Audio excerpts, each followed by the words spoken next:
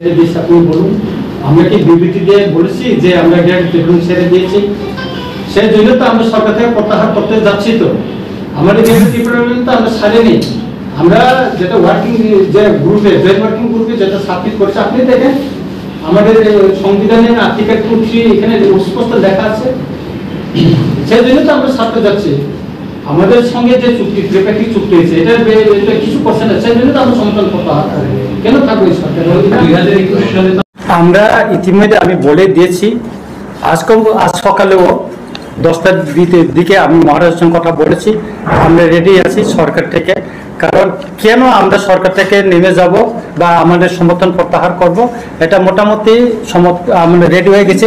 এবং আমাদের মাননীয় যে এমপি কীর্তি সিং দেবী, উনিও সমর্থন বিজেপি থেকে রিজাইন দেওয়ার জন্য উনি তৈরি হয়ে গেছেন।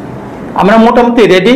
এবং সম্ভবত যদি আমাদের হয়, এই জুলাইয়ের 20 তারিখের ভিতরে হয়তো দিল্লিতে উচ্চ পর্যায়ে আমাদের একটা মিটিং হওয়ার সম্ভাবনা বেশি আছে। আর মহারাজের সঙ্গে আমি 9 তারিখে দিল্লি চলে যাচ্ছি। তারপরে 1 বছর এখানে সরকারের সঙ্গে আমাদের ত্রিপাক্ষিক চুক্তির পরে আমরা করেছি, কথা বলেছি, অনেকবার মিটিং হয়েছে। জয়েন্ট ওয়ার্কিং গ্রুপের মিটিং আমি নিজেও গিয়েছি। করছে না, কিছুই হচ্ছে না। ত্রিপুরাতেও যে হচ্ছে, এখানে তো কিছু করছে না। আমরা বারবার মাননীয় মুখ্যমন্ত্রীর সঙ্গে দেখা করেছি বিভিন্ন বিষয়ে, কিন্তু কিছুই হচ্ছে না। তাহলে আমরা এই সরকারের থাকার কি অর্থ আছে? আপনারা বলুন, ত্রিপাক্ষিক চুক্তি 1 বছর হয়ে গেল, বেশি ইলেকশন হইতেছে না। এখানে 125 অ্যামেন্ডমেন্ট বিল করে এডিসির হাতে ক্ষমতা পাঠানোর কথা, দেওয়ার কথা। এটা আমার কথা না। 2018 এবং 2023-এর বিধানসভার যে নির্বাচনের যে ম্যানিফেস্টো, বিজেপির ম্যানিফেস্টো, সেখানে আছে।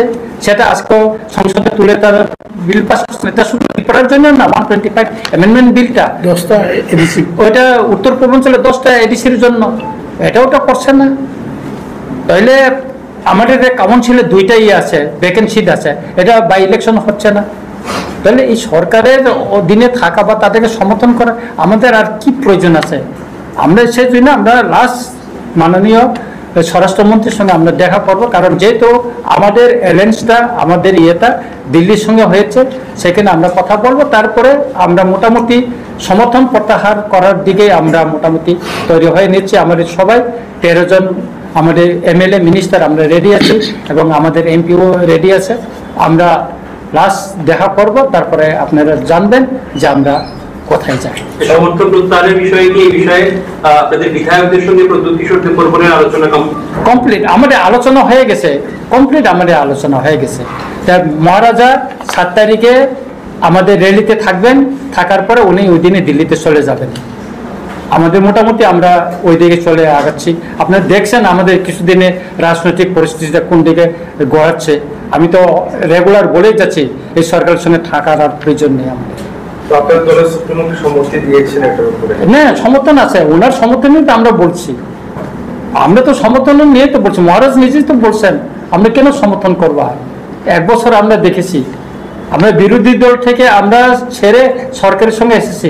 আমাদের প্রতিশ্রুতি দিয়েছে আমাদেরকে, আমাদের যে অধিকার, ল্যান্ড রাইটসের কথা, পলিটিক্যাল রাইটসের কথা বলা হয়েছে। চুক্তিতে কি আছে? এটা কথা আছে, কিছু তো করছে না। তাহলে এই সরকারের অধীনে আমরা কেন থাকবো? আজকে আমাদের 3জন ক্যাবিনেট মিনিস্টার হওয়ার কথা, 2জনে তো আমাদেরকে, একজন প্রতিমন্ত্রী আর একজনকে তো ক্যাবিনেট মিনিস্টার করে রাখছে। শপথ গ্রহণ অনুষ্ঠানে কি এই জন্য জানেন আপনারা? না, শপথ গ্রহণে বিভিন্ন মিনিস্টার বা ওনার বিভিন্ন এসেছিল, কিন্তু শপথ গ্রহণের যে মিনিস্টারকে সম্প্রসারণ যে করা হচ্ছে, সেটা যদি আপনার সবার সঙ্গে আলোচনা করে যদি করতো, তাহলে সবাই সন্তুষ্ট হয়তো। কিন্তু আমরা একটা সরকারের শরিক দল হিসেবে আমাদের সঙ্গে তো আলোচনা করেন। আমাদের মাননীয় মুখ্যমন্ত্রীকে দিয়ে রাত্রে, ওয়েস্ট ডিস্ট্রিক্টের ডিএম রাত্রে ওনাকে হোয়াটসঅ্যাপে মেসেজ পাঠিয়েছে 9:30-র দিকে। আমি মহারাজের সঙ্গে 9:30-র সময় কথা বলেছি, তখনও উনি জানতে পারেন নাই যে ত্রিপুরার মন্ত্রিসভা সম্প্রসারণ হচ্ছে। আমি বললাম আমাকে কার্ড দিয়েছে যে এরকম, আমি তো এখনো জানতে পারিনি বলছে উনি। যেহেতু আপনারা